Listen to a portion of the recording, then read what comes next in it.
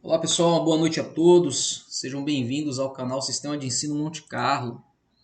Esse canal é feito para você estudante, você que gosta das matérias de humanas.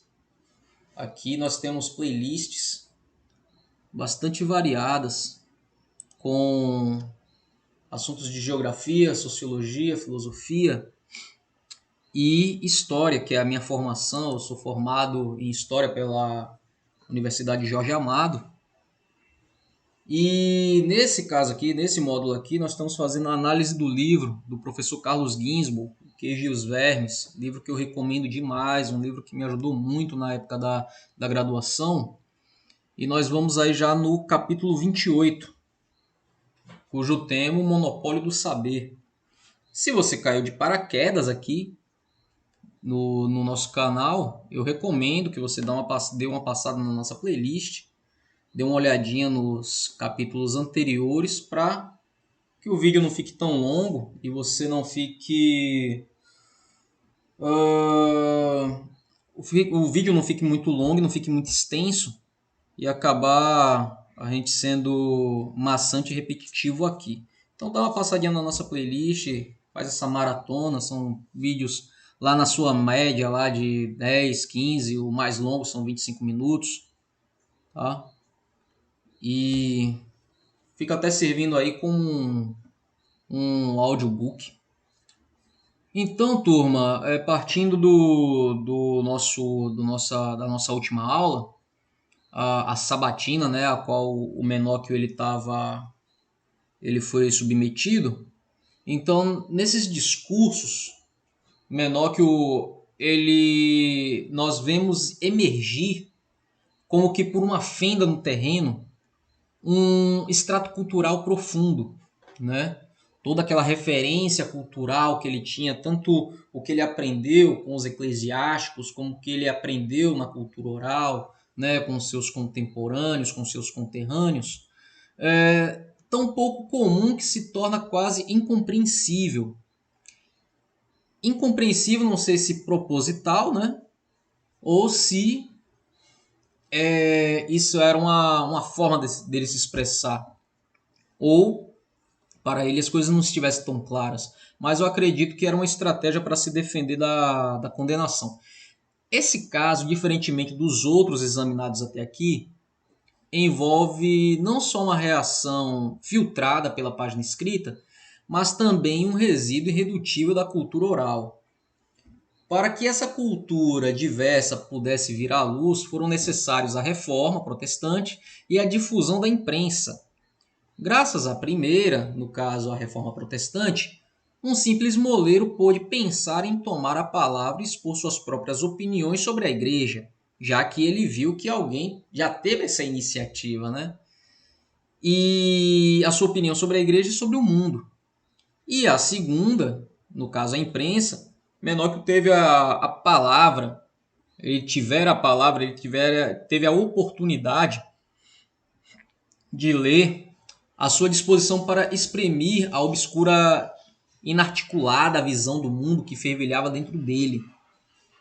Nas frases ou nos arremendos de frases arrancadas dos livros, encontrou os instrumentos para formular e defender sua própria ideia durante anos, com os seus conterrâneos no primeiro momento e depois contra os juízes armados de doutrina e poder, já que a pessoa cair nas mãos da Inquisição era algo terrível, né? Já que era uma instituição que ela tinha um monopólio do poder, ela tinha um monopólio do conhecimento, ela era altamente influenciadora, era a Igreja Católica quem dizia, quem reinava, era a Igreja Católica que dava toda uma regra de comportamento para a sociedade.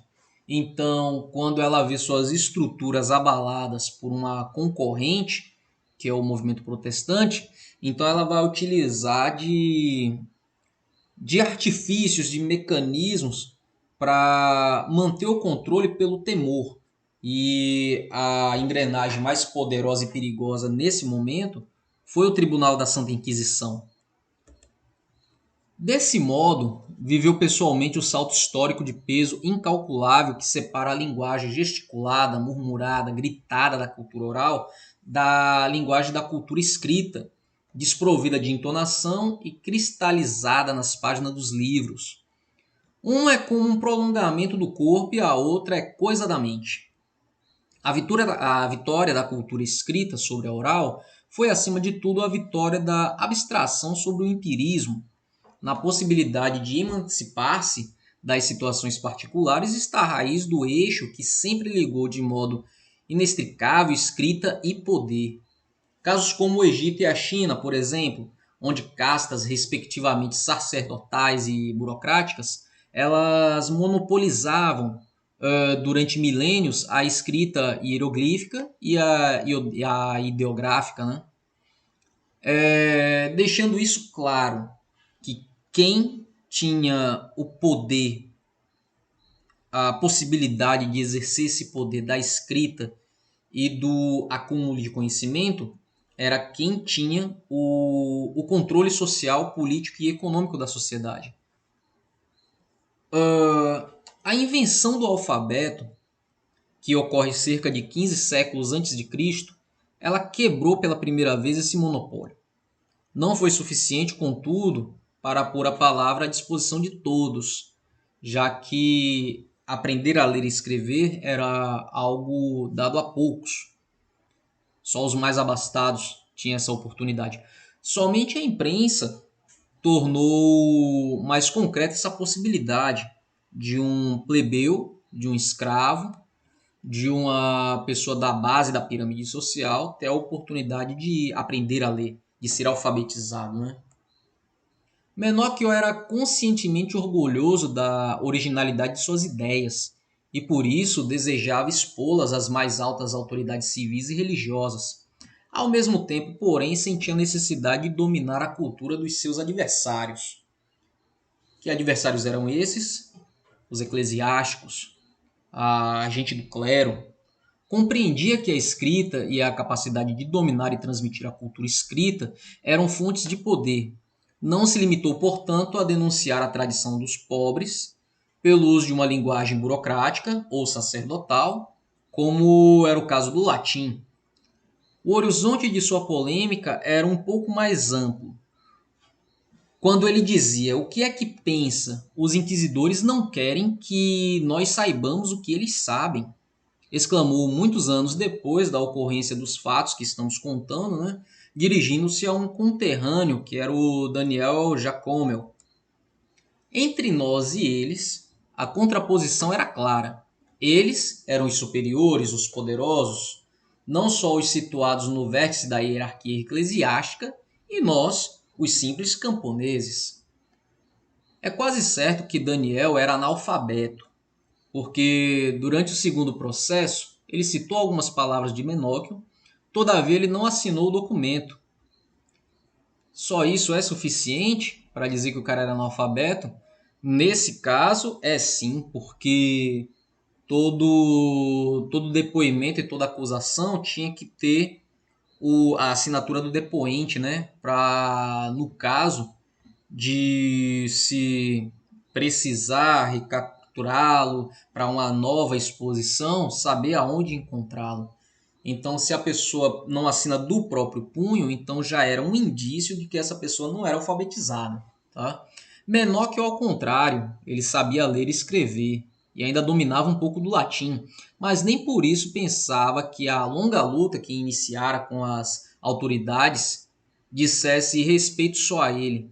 O desejo de procurar coisas maiores que confessara de maneira vaga 12 anos antes perante o inquisidor de Portugal continuava a parecer-lhe não só legítimo, como potencialmente ao alcance de todos. Ilegítima ou melhor, absurda devia-lhe parecer, ao contrário, a pretensão dos clérigos em manter o monopólio de um conhecimento que podia ser comprado por 2 soldos nas banquinhas de livreiros em Veneza. A ideia da cultura como privilégio fora gravemente ferida, com certeza não eliminada pela invenção da escrita, mas ela foi abalada de alguma forma, tá?